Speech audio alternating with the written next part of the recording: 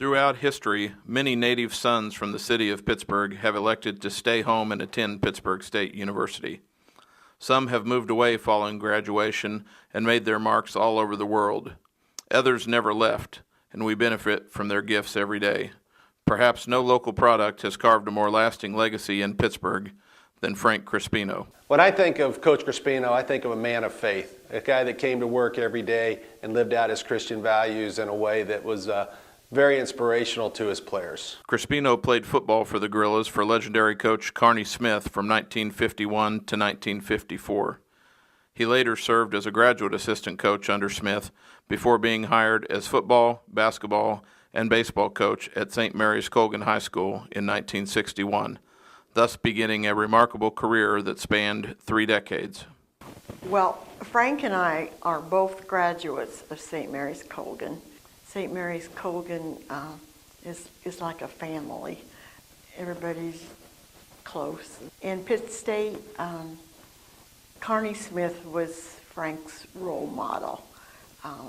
He played for Carney, so that's where it all started. Crespino immediately began to carve out his mark as one of the exceptional coaches in the state of Kansas and the Midwest. In baseball, Crespino posted a record of 218 wins and 60 losses between 1961 and 1975. His teams won state titles in 1964, 1967, and 1971, and the Panthers finished as state runner-up 6 times between 1965 and 1975. When we think of Coach Crespino, we think of him as a football coach first, but he was also our head baseball coach back in the 1960s, and in fact, our first state championship in baseball was in 1964, and he was the coach of that team. And I always thought that he coached baseball like a football coach. We were a hard-nosed team. We practiced long and hard. We were well prepared. We thought we could beat anybody. Kind of a football mentality to his baseball coaching. And that first state championship in 1964, when we went to the state championship, we didn't have a real good record and we weren't expected to win, but he had us believing that we could win, and we did. Crespino coached basketball at SMC for just 4 years, from 1961 to 1964, but his short tenure on the hardwoods included a 23-2 record and a state runner-up finish his second season. In football, Crespino fashioned a record of 157 wins, 37 losses, and 4 ties, leading the Panthers to consecutive Kansas Class 1A state titles in 1974 and 1975. He led SMC to 33 straight wins between 1973 and 1976, and he was named the 1975 Kansas Coach of the Year. After retiring from SMC, Crespino served as an assistant coach at Pitt State from 1980 to 1985, including on the Gorillas' NAIA National Runner-Up squad in 1981. Coach Crespino was ahead of his time when it came to preparation.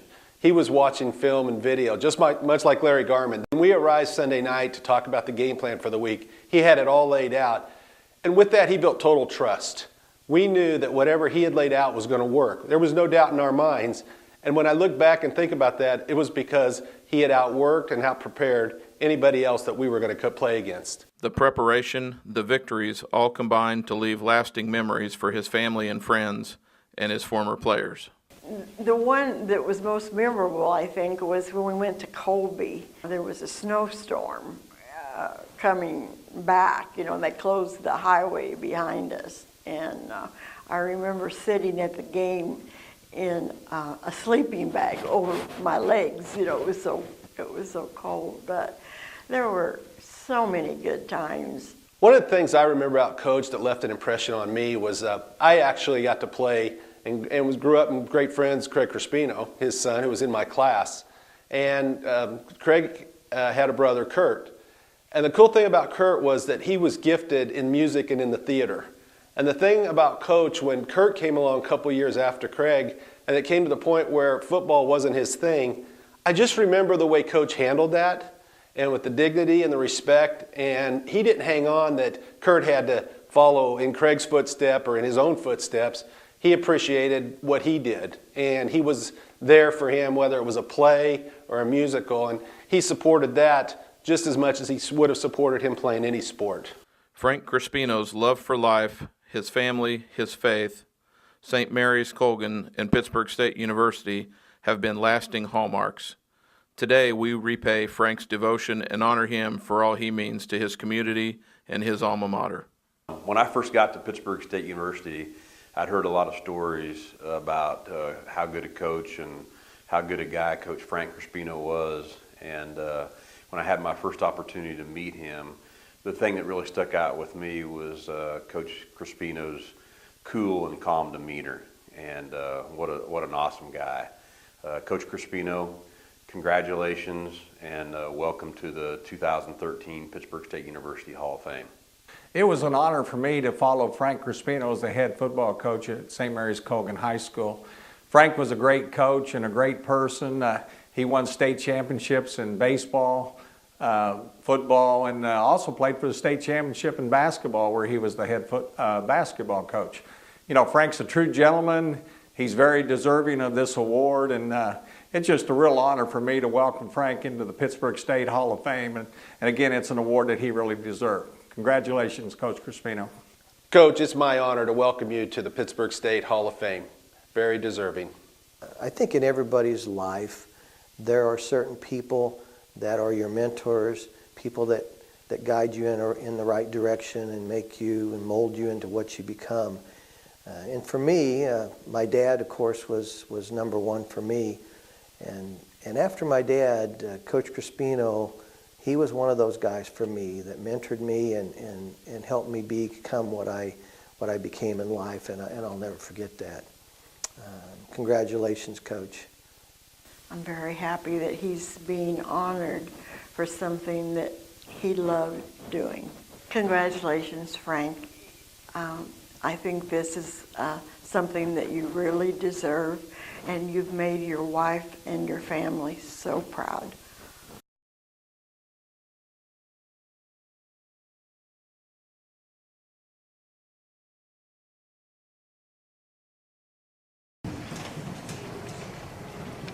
I wish I could use that same picture they had up there. I would like to thank the Hall of Fame Committee for selecting me for this honor. It's indeed a great privilege to be part of such a distinguished group of individuals for the National Hall of Fame. I would appreciate that very much. Pittsburg State, or Kansas State Teachers College as it was called, has played in, as I was a student here, has played an important role in my coaching career. I played 4 years for Carney Smith, and I spent 2 years as assistant coach at Carney. Carney Smith was not only a great football coach, he was a great role model. And in the 6 years that I spent with Carney, I learned a lot about football, but I learned a lot more about life, how to live life. And during that time, I had 3 students from Pittsburg State that wanted to go into the coaching profession that worked with me at St. Mary's Colgan. The first of those was Alum. I've seen Alan's here this afternoon and this morning. Alan, after his distinguished career in the military, after 20 years, I guess it was 30 years of service, he retired as a major and went into coaching in Wichita East, where he's still at the present time. Frank Diskin worked with me as an assistant coach in football and basketball. Frank is no longer with us. He was killed in an accident several years ago. He went on to become a very successful coach at the college level. First at Dodge City, St. Mary's Plains, a very successful basketball coach at Rockford College, and also finished his career as an athletics director. Then there was a young man by the name of Chuck Smith, who spent 1 year with me at St. Mary's in football. And it was very easy to see the early stages of Chuck's career that he was going to become an outstanding football coach as he is today. And not only is he a great coach, he's a great role model. Every coach has someone in his life who's very special to them. And that would have to be my wife, JoAnn, and our son, Kurt, which is here today. Our youngest son, Craig, is no longer with us, but I'm sure he's smiling down today and very happy about the honor we received. Finally, I would like to thank the players I had an opportunity to coach, well over 1,000 in my coaching career. I'd like to thank them for their dedication, their hard work, their sacrifices, their commitment, and their loyalty. And I thank them for this honor, because without them, it would have been impossible for me to achieve. Thank you very much.